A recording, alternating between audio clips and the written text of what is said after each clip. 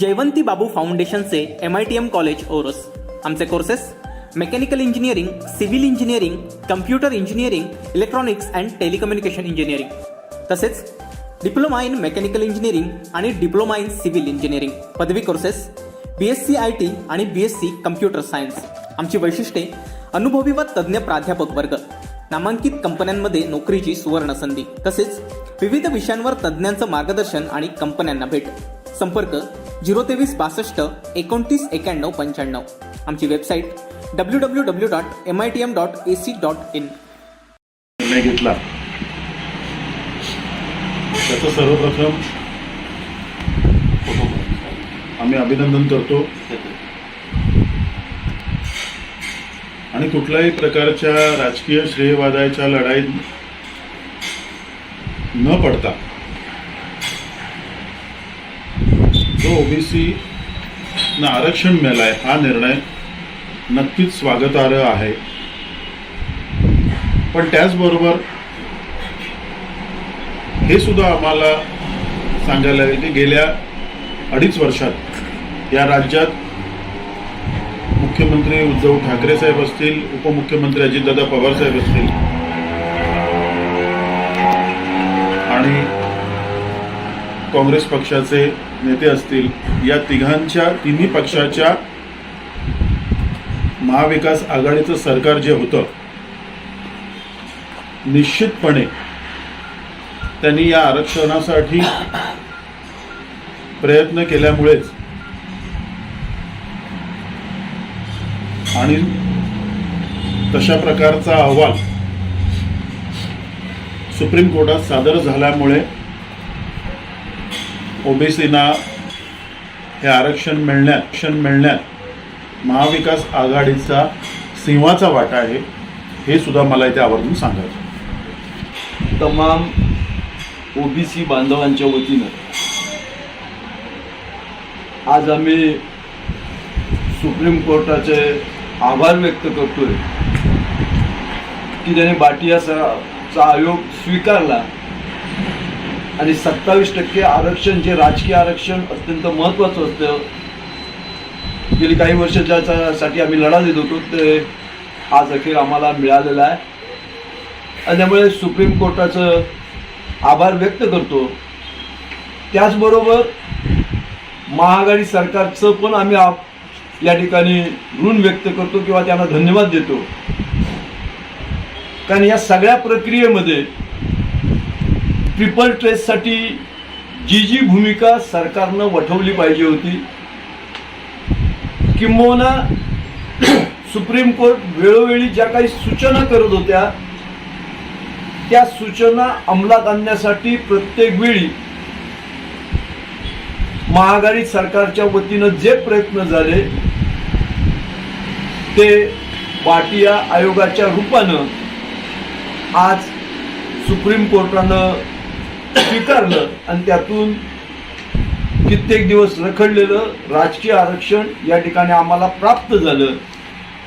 त्याबद्दल आम्ही सिंधुदुर्गातील तमाम OBC बांधवांबरोबरच राष्ट्रवादीच्या OBC सेलच्या वतीनंही आम्ही माजी मुख्यमंत्री उद्धवजी ठाकरे साहेब, सन्माननीय त्या काळचे आमचे नेते उपमुख्यमंत्री आताचे विरोधी पक्ष नेते अजितदादा पवार साहेब आहेत, सातत्यानं ज्यांनी OBCसाठी लढा उभारलेला आहे ते आमचे छगनजी भुजबळ साहेब आहेत, जितनजी आव्हाड साहेब आहेत, जयंतराव पाटील आमचे प्रदेशाध्यक्ष, ज्यांनी वेळोवेळी, काल सुद्धा आरक्षण ज्यावेळी जाहीर होत नव्हतं त्यावेळी आगामी निवडणुकीला पक्षाच्या वतीनं 27% आरक्षण देण्याचं सुद्धा त्यांनी जाहीर केलेलं होतं। आणि त्याचबरोबर राष्ट्रवादीचे आमचे प्रदेशचे OBC सेलचे प्रमुख ईश्वर बाळभुते, या सर्वांचं ऋण व्यक्त करतोय।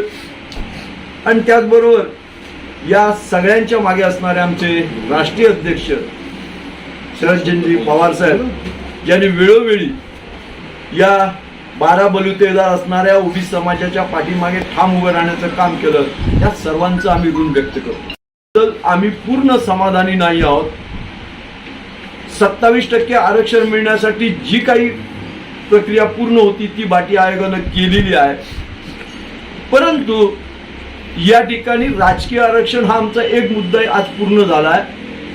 परंतु ओबीसी समाजाच्या ज्या इतर आणखी मागण्या आहेत, इतर आणखी जे आहेत, आणि त्या दृष्टीनं आम्ही सरकारला हेही सांगू इच्छितो की बाटी आयोगाची आकडेवारी ही भविष्यात ओबीसी समाजाला न्याय देण्यासाठी किती योग्य ठरेल याचाही सरकारनं विचार केला पाहिजे. कारण या ठिकाणी 2 वर्ष कोरोनामध्ये गेल्यामुळे केंद्राकडून सुद्धा जनगणना झालेली नाही आहे. त्याचाच फटका सुरुवातीला महाआघाडी सरकारच्या या ट्रिपल टेस्टच्या रूपानं आम्हाला महाराष्ट्रात बसलेला होता. आणि त्यामुळे योग्य आकडेवारी जेणेकरून ओबीसी समाजातील जी मुलं असतील, शैक्षणिकदृष्ट्या जी मुलं उद्या स्कॉलरशिपला जातील, त्यांना अन्य ठिकाणी ज्या काही सुविधा मिळणार आहेत त्या सुविधेला हा आकडा कुठेतरी त्रासाचा ठरू नये हीच विनंती आम्ही आता सरकारला करतो. कारण या जिल्ह्यात ओबीसी समाजाचा विचार केला तर जवळजवळ 60% पेक्षा जास्त ओबीसी समाज आहे.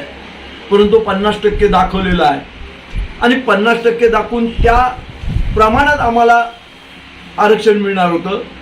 आमची मागणी आहे की ओबीसी समाजाची आकडेवारीनुसार 27% पेक्षा जास्त आरक्षण मिळण्यास ओबीसी समाज पात्र आहे. तेही देण्यासाठी भविष्यात सरकारनं प्रयत्न केले पाहिजे. बाटी आयोगानं एक गोष्ट नमूद केली ती या ठिकाणी मुद्दाम सांगतो की त्यांनी महाराष्ट्राच्या 2 मुख्यमंत्र्यांचा या ठिकाणी ओबीसी समाजाचे मुख्यमंत्री म्हणून उल्लेख केला. आजही ओबीसी आरक्षणाची सुरुवात झाल्यापासून महाराष्ट्रात ओबीसी समाजाला हे प्रमुख पद मिळालेलं नाही आहे. आणि त्यामुळे मुद्दाम ओबीसी समाजाला प्रमुख पद मिळालं अशा प्रकारचा आभास न करता याही ठिकाणी राजकीय दृष्ट्या ओबीसी समाज मागे राहिलेला आहे. आणि त्यामुळे भविष्यात हा आमचा विजय आज निश्चित स्वरूपात आहे. आज आम्ही या ठिकाणी आनंद निश्चित व्यक्त करतो आहोत कारण आम्हाला राजकीय आरक्षण मिळालं. पण माझ्या बांधवांना सांगेन की राजकीय आरक्षण जरी मिळालं तरी भविष्यातील जी आहे 2 मुख्यमंत्र्यांचा या ठिकाणी ओबीसी समाजाचे मुख्यमंत्री म्हणून उल्लेख केला. आजही ओबीसी आरक्षणाची सुरुवात झाल्यापासून महाराष्ट्रात ओबीसी समाजाला हे प्रमुख पद मिळालेलं नाही आहे. आणि त्यामुळे मुद्दाम ओबीसी समाजाला प्रमुख पद मिळालं अशा प्रकारचा आभास न करता याही ठिकाणी राजकीय दृष्ट्या ओबीसी समाज मागे राहिलेला आहे.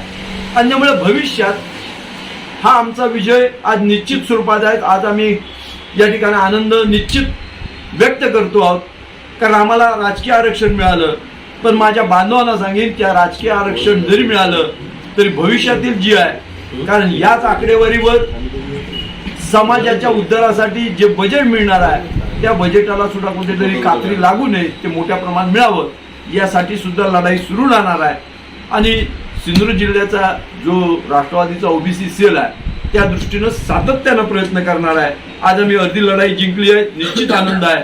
पण ती लढाई पूर्ण करण्यासाठी निश्चित स्वरूपात आम्हाला लढा द्यावा लागेल. कारण या ठिकाणी तुम्ही जर विचार केला तर हे आरक्षण जर मिळालं नसतं तर नगरपंचायतीतील जवळजवळ 200 नगरपालिका नगर परिषदेमधील जवळजवळ 241 एकूण पदांपैकी 66 पदही ओबीसी समाजाला मिळणार आहे. नगरपंचायतीच्या 128 नगराध्यक्ष पदापैकी 37 नगराध्यक्ष पदही हक्कानं आम्हाला मिळणार आहे, ओबीसी समाजाला मिळणार आहे. आणि सरपंचाचा आकडा तर त्यापेक्षा मोठा आहे. 27,831 सरपंच पदापैकी जवळजवळ 7,515 सरपंच पद ही आरक्षणामुळे मिळणार आहे. त्यामुळे एवढ्या मोठ्या संख्येनं पदावर येणाऱ्या सर्व आमच्या बांधवांनी पुढील लढा लढण्यासाठी सज्ज झालं पाहिजे. कारण अजूनही ओबीसी समाजाला ज्या सुविधा मिळाल्या पाहिजेत, जे बजेट मिळालं पाहिजे त्या दृष्टीनं त्याचा योग्य तो आकडेवारी या ठिकाणी केली पाहिजे. आजही मी आपल्या मतदारसंघाच्या दृष्टीने सांगेल, लोकसभा मतदारसंघाच्या दृष्टीने सांगेल की हा मतदारसंघ तसा पाहिला तो ओबीसी बहुल मतदारसंघ आहे, परंतु आजपर्यंत खासदार म्हणून एकही ओबीसीचा खासदार निवडून गेला नाही, हेही सत्य आहे.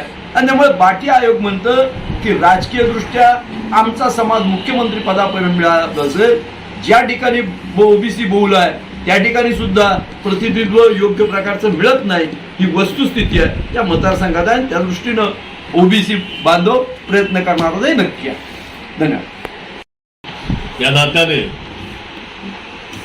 ओबीसीच्या आरक्षणाच्या बाबतीत जे न्यायालयाने आरक्षण आम्हाला दिलं, संपूर्ण महाराष्ट्रामध्ये ओबीसीला न्याय जो दिला त्याबद्दल प्रथमतः न्यायालयाचे आभार.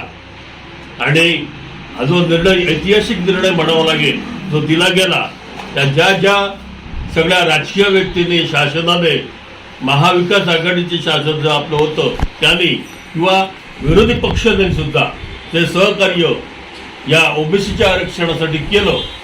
आणि जी लढाई न्यायालयामध्ये दिली गेली आणि भाटिया कमिटीचा जो निर्णय मान्य केला सर्वोच्च न्यायालयाने, त्याचं आम्ही स्वागत आज जिल्ह्यामध्ये संपूर्ण ओबीसीच्या सेलच्या माध्यमातून राष्ट्रवादीच्या करतो आणि धन्यवाद देतो की अशा प्रकारचा न्याय राष्ट्रवादीला जो अपेक्षित होता तो अपेक्षित न्याय तुम्ही दिला, त्याबद्दल संपूर्ण ओबीसीची राष्ट्रवादीची जी कार्यकारिणी आणि बेसिकची कार्यकारिणी आणि सर्व राष्ट्रवादीचे कार्यकर्ते आपला या ठिकाणी आम्ही आभार व्यक्त करतो. विशेषतः आता काका गुडाळकर किंवा आमचे अध्यक्ष या ठिकाणी बोलले, बरेचसे राष्ट्रीय विषय आहेत ते बोलले, परंतु आरक्षण शिवाय ज्या निवडणुका मागे झाल्या आणि त्यावेळी जे आम्ही परिणाम समोर बघितले, एक राष्ट्रवादीचा ओबीसीचा अध्यक्ष म्हणून मी ज्यावेळी ओबीसीचे आरक्षण नव्हतं आणि ज्या निवडणुका घेतल्या गेल्या आणि ज्याचे परिणाम समोर आम्ही बघितले, ते परिणाम काही चांगले नव्हते हे आमच्या निदर्शनात त्यावेळी सुद्धा आलं. परंतु पक्षाने जो निर्णय घेतला त्या निर्णयाच्या मागे आम्ही ठामपणे उभं राहिले. आमचे प्रदेशचे अध्यक्ष ईश्वर बाळगुदे किंवा अन्य सर्व पदाधिकारी, छगनराव भुजबळ साहेब किंवा जितके पदाधिकारी राष्ट्रवादी ओबीसी ज्यांचे आहेत त्यांच्यानी सुद्धा जिद्दीने जो प्रयत्न केला. आता पवार साहेबांनी यामागे मंडल आयोगाच्या स्थापनेपासून आजपर्यंत त्याची खास सोडली नाही, विषय सतत धरून धरा. खरंच रे मंडल आयोग स्थापन करण्यामागे साहेबांचा आहे आणि त्याच्यावर कुठेतरी अन्याय होत होता, म्हणून जास्तीत जास्त श्रेय राष्ट्रवादी काँग्रेस या पक्षाला या ठिकाणी मिळायला पाहिजे आणि त्याचं श्रेय वादात न जाता अध्यक्षांनी सांगितल्याप्रमाणे संपूर्ण जे आरक्षण दिलं त्या आरक्षणाचं आम्ही या ठिकाणी स्वागत करतो आणि आनंदोत्सव म्हणून या ठिकाणी आम्ही सर्वांचं तोंड गोड करतो आणि त्याचं सगळ्यांचं स्वागत करून या ठिकाणी पत्रकार परिषद बोला ना पत्रकारांचं आणि ओबीसी सर्व कमिटी असे नवनवीन व्हिडिओ पाहण्यासाठी कोकणशाहीचं यूट्यूब चॅनल सबस्क्राईब करा व बेल बटन प्रेस करा. तसेच फेसबुक पेज लाईक करा आणि इंस्टाग्राम पेज व ट्विटर पेजला फॉलो करायला विसरू नका.